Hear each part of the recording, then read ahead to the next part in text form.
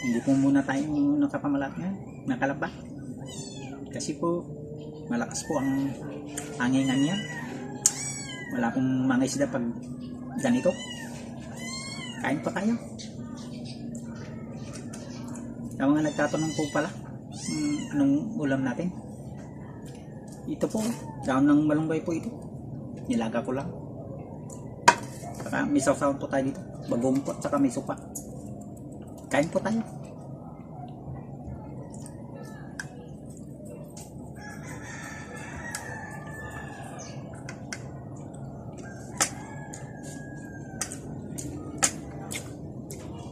Sa mga naggagaya po ng mga busis ko,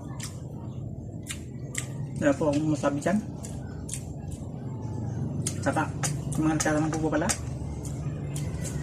wala po kami sa mga TikTok na yan.